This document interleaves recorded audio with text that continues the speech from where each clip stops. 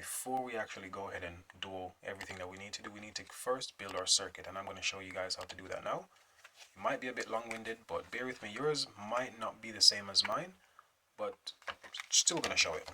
So I need to first open this breadboard thing. This is a brand new one, so it might be stapled down somewhere. No, it's not.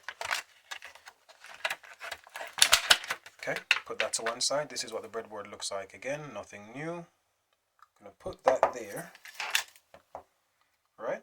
The first thing I'm going to do is to plug this into the breadboard. And again, those pins are separated 0.1 inches away from each other. Same as this one here. Most consumer electronics like this are separated in that way. Even stuff like this. This might not be 0.1 exactly because it doesn't plug in as perfectly as these do, but more or less.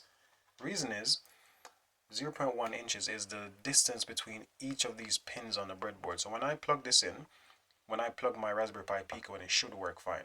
Now, where am I going to plug mine? On the breadboard, I'd like to plug mine here. So I have 2 rows at the top to play with, and 2 rows at the bottom to play with as well, so I can plug stuff in that way. Hope you can see that. I like to also do it on the very, very first pin. Let's see if I have anything different over here. No, it's the same. Perfect. So once I line everything up, all I need to do is to squeeze this in until I hear click. It's going to be very hard because these are both brand new. The breadboard, that's now in. As you can see, no space there, no gap there. And now, the first thing I'm going to connect, let's look at my circuit diagram again. Let's do the buzzer first, I guess. So my buzzer is here. And I think I had a male to female somewhere. I had a red one and a black one. I like to use red and black as much as I can because red is normally positive. And on here, you can see there's a plus sign here, which means that this is the positive. And positive is also normally the longest side of components. So LEDs would have anode and cathode. This side here is a positive, the longest side is a positive, and the shorter side is a negative or 0. So simply plug this onto here for positive. Let's find a black one. Yep, yeah, here it is. And plug that onto that one there. Sorry, I'm trying to work behind the camera. That one there. And on my circuit diagram, I have pin, let's double check this. 1, 2, 3, 4, 5, 6, 7, I believe. Pin 7 for the positive of the buzzer. So all I have to do is come down here, the very bottom, and I count 1, 2, 3, 4, 5, 6, 7. I'm going to use that one there. Oh, just going to actually let's use the bottom one. And again, everything is connected vertically. The reason I was able to use this, there's a break in the breadboard here. So because there is a break in the breadboard, I can plug this in and I can use the separate sides of the breadboard. So the positive is plugged in. Now I can choose any ground rail I want. I'm going to choose, let's see, I remember pin 8 and pin 3 being a ground rail. So 1, 2, 3, that's a ground. 4, 5, 6, 7, and 8, that's a ground as well. Might as well use that one. It's right next to each other. Easy to maneuver, I think. That's my buzzer connected to my system. Now I'm going to write a program to test these individual components, but just for the interest of time, I'm going to try and build everything now in this one video. Next, I'm going to have my LEDs, but before I plug my LEDs in, I'm going to actually use my resistors. Now the resistors limit the current going to the components, the LEDs in this case, so that we don't burn them out, okay? And on my circuit diagram, I use pin 15 and pin 16. Now it doesn't really matter which way you do this around, so I'm going to just plug resistor there into that very last one. Hopefully you can see that. Yeah, the first end of the resistor there.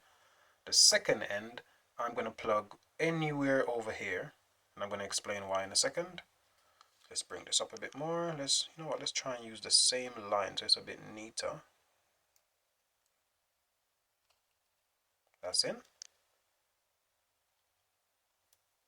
Very last pin there, and anything over here, to be fair, it doesn't matter which one it is. Then I think I had my red LED on that one, I believe so. Red LED here, so that's my red LED. Gonna plug that just under there, and I'm gonna use this bottom one here for negative, so just plug it in there as well. I haven't plugged the negative rail in yet, but I'm gonna grab one of the sections from here, connect it to that first row going across, That's going to make everything on that row go to ground or go to 0. I'm going to do the same thing for the green LED. The green LED came from pin 16, and again GP16, so it was pin 20 is GP15. I just remember this, but go and look on the datasheet for the Raspberry Pi Pico or the pin out diagram, and it's going to show you pin 20. So when you count 1, 2, 3, 4, 5, 6, 7, 8 all the way down to 20, that one last one there, that's going to be GP15. I remember these, so I'm using these. That's the only reason. There's nothing special about these. Every time you want to control a device, you must connect it to a GP pin. So that's what I'm doing here. And I'm going to connect that one, let's say, on the first one as well. So let's do that one. That's fine there. My green LED. This video is a bit long-winded, I know, but I just wanted to make sure everyone understood what was going on. I'm going to connect it there and maybe somewhere here. It doesn't look like this on the actual circuit diagram, but I'm connecting it in the same way. So again, GP16 or pin 21, resistor first. Resistor goes to the anode of the LED. Actually, let me show you this. Most LEDs, when you buy them, you have one pin longer than the other one. The longer pin, which is this side here, is normally the anode, and the shorter pin is normally the cathode. So when you have it like this, you normally want to have the anode coming from the resistor, cathode going into ground. This is the convention. That's it, finished there. Now I need to connect this to ground, and I need to connect this to ground as well. So let me grab one of these short wires. Let's say if I have a dark, you know what, I'll use dark blue. I remember pin 3 is ground, but look at the data sheet, the pin out sheet. If I connect it there, and if I also connect that down to there, that ensures that everything that's plugged into that bottom, well, the first row at the bottom, that top one there, is also connected to ground. So that red one is automatically going to ground. This green one, I'm going to need to jump it. So let's grab another cable. Let's grab a white one. Why not? That's a white one there. The colors don't matter, but the convention, the normal way is red is positive, and anything dark like dark blue or black, that's negative or ground. That's how it normally works. But for the purpose of this, I don't have cables of every color, so it really doesn't matter. I'm going to connect it there, and I'm going to connect this to the first one. Hopefully you guys can see that. Now I cannot connect this over here, even though it's the same top row, because this break in the board means that it doesn't actually continue across. If I wanted it to continue, I would have to jump from here to here, put a cable from here to here, and then everything on this side will also be connected. So because I don't need both sides, I'm going to use this side here. So it goes, again, pin 21, which is GP16, across to LED's anode. LED's cathode goes from this cable down to ground. So everything here is now connected to ground as it should be. I can leave that one there because that's also a ground pin for the Raspberry Pi Pico. Or what I could do from the buzzer, that is, I can move this, unplug it, and I can also put that there just to make it consistent. I could do that. But this way is perfectly fine as well, to be fair. And then the next component I should use is, where is it? My motion sensor.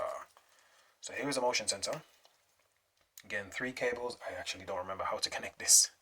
Let's see if there are any markings on here. Ideally, what you should do is look at the data sheet, and the data sheet would tell you which is which. I haven't used this one in a while, so let's see if I can figure it out. I'll put the data sheet on the screen as well, and I'll put it in the link in the description. So when looking at the chip like this, when you have the 2 potentiometers, the 2 variable resistors at the very top, and we have the connectors at the bottom, this first one here, let me pull this cable out, they're connected. That's the purple one. So this first purple one here, or that first pin there,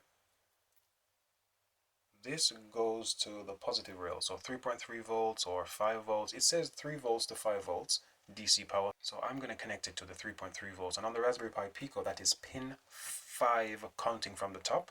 So it's 1, 2, 3, 4, 5. I just remember that because I use it so often. That's that. The one on the far left, the white one in this case, that's going to be the ground rail. So that goes to 0 volts. So I'm going to be lazy and simply connect it down here at the bottom where the others are connected. It's not lazy, it's just going to be a bit messy, but that's fine. I can work with that for now. And then on my data sheet, I said I wanted the data pin connected to, which pin was that now? 1, 2, 3, 4, 5, 6, 7. Pin 7 at the top. So that was pin 5. Move this out of the way. That was pin 5. That was pin 6. That was pin 7. So if I connect it there, that's it. And I believe that's everything I need to connect. So all my circuit's actually finished now. It doesn't look as nice as the one on Fritzing, I know, but this is how it is in real life. Now I could cut the cables and make them shorter and make them very, very neat, but I won't bother doing that. I'm just going to leave it as it is. Then I'm going to plug this into my PC and start to program.